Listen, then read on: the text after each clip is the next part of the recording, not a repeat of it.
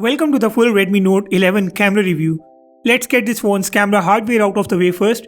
Its main camera is a 50 megapixels shooter while rest of the details are right on your screen. Let me give you a quick idea of this phone's camera app. Camera app is pretty basic. It's got all the features that you would find in a budget Redmi phone. It's got the 50 megapixels mode for the high-res photos. The videos go up to 1080p at 60 frames per second from its rear camera. And this phone doesn't have the RAW mode in its pro photography mode.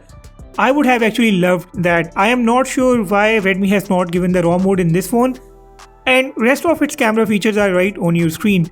Let me now take you to its front camera video now. Hi guys, welcome to the full camera review of the Xiaomi Redmi Note 11.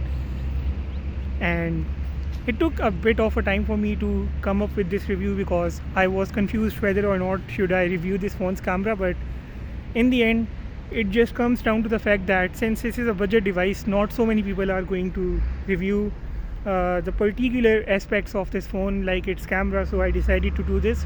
Now this phone has only 1080p at 30 frames per second from the front camera as the resolution option. The stability is not very good as I can see it right here on the screen. And for the other aspects, you guys have to be the judge for the mic's voice recording quality, the frame of the front camera, if it's too cropped in or it's fine, the colors, contrast, and the rest of the features that you would like to see in a front camera, if this phone fulfills your requirements or not. This is going to be a very detailed camera review and you guys have to keep patience while watching this video until the end. Let me just show you around. So now let's go ahead and check it out. Take a look at the rear camera videos now. I don't like its rear camera video performance at all. It should have had electronic image stabilization, but it looks like there isn't any kind of stabilization available in this phone. Video resolution isn't super good, it's just fine at 1080p resolution. Watch these videos and I'll catch you with the photos in a bit.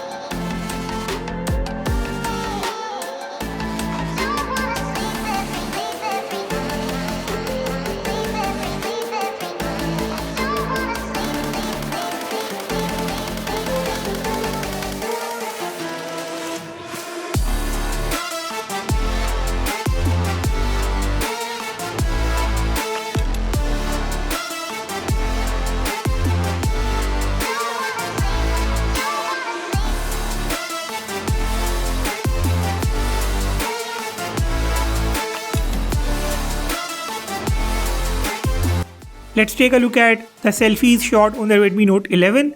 The phone captures highly beautified selfies with an overall extremely soft look.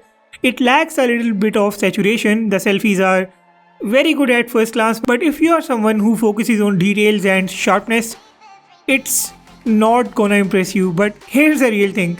Smartphones in this price bracket try to make the selfies look attractive, and that's exactly what this phone is doing. If you just minus the details and sharpness and good saturation out of your equation, these selfies are pretty good in both the normal and portrait mode. The edge detection of this handset is pretty good and the depth effect and the background blur is also equally good. I must admit that the portrait mode of this phone looks pretty good. I cannot see unnecessary edges being wiped off. The outdoor selfies taken in the broad daylight look even good. Indoor selfies look more soft and details in the indoor selfies are kind of poor. While giving my opinion about this phone, I constantly have to keep its price tag in my mind, and I think it's doing justice with its price tag. Let me show you a series of ultra-wide and normal images. In the ultra-wide mode, this phone takes saturated images with high contrast.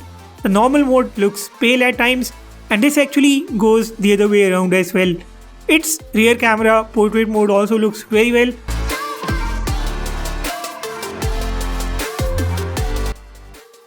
Since you get a 50 megapixels mode on this phone, the 50 megapixels mode should logically capture more details in an image. But I find it gimmicky on this phone.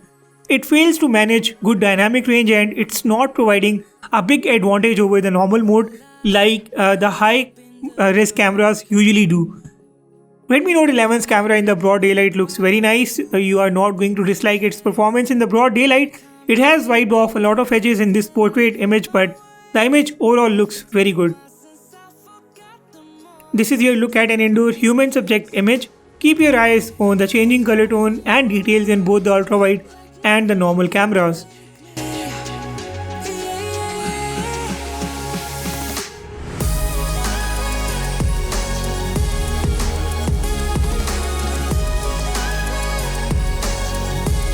Now I'm gonna show you more ultrawide, normal and some 3x images. In all the images, keep your eyes on the color tone once again. The color tone difference between ultrawide and normal modes is huge. I wish budget devices could pull the same color tone in their ultrawide and normal images, but I also think the same color tone is going to remain limited to flagship phones for a while. Redmi Note 11 is not an outstanding shooter, but what more could you ask for in such a small price bracket? It does blow off highlights at times and sometimes the shadows appear too dark. The sky looks pale at times and sometimes the sky looks good as well. The camera result of this phone is not consistent. So these images taken in different lighting conditions from different angles will give you a good idea of what to expect from what angle and in what lighting conditions or environment. I would love to hear your opinion in the comment section. Make sure to drop your own analysis below as well.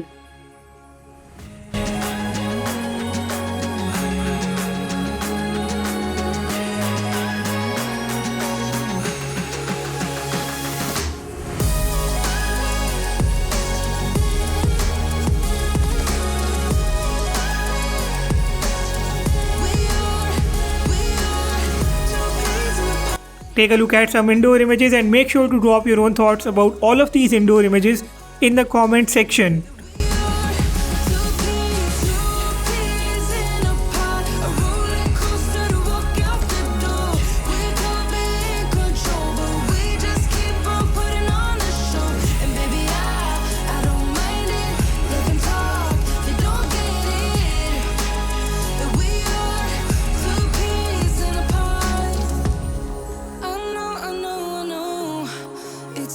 Sometimes, but I know we're safe. Two peas in a pod, a roller coaster to walk out the door. We could be in control, but we just keep on putting on a show. And baby, I don't mind it. Let them talk, they don't get it. That we are two peas in a pod.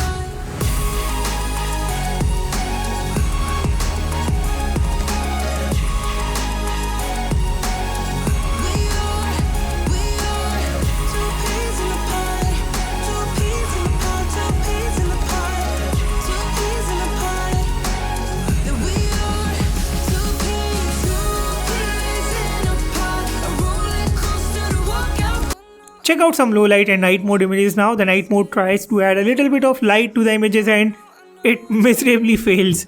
The night mode is a gimmick, but I do hope that someday we will get a proper working night mode on these budget devices.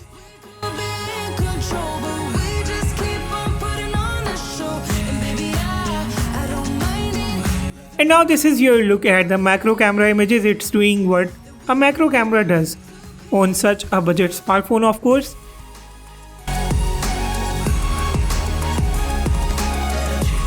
And that's pretty much it. It's time for the conclusion. Photography performance of this phone is acceptable for the price. Video performance is horrible. Overall, it's a fine phone for your average photography needs, but I cannot recommend this phone for videos. It deserved electronic image stabilization, at least in one of its video modes, but there is no EIS, and you know that the OIS is not a thing for these budget devices yet. I would definitely like to hear your analysis and thoughts in the comment section below, and if you haven't subscribed to my channel yet, please do so now. Subscribe and like this video too. With that being said, I will sign off and see you all in the next one.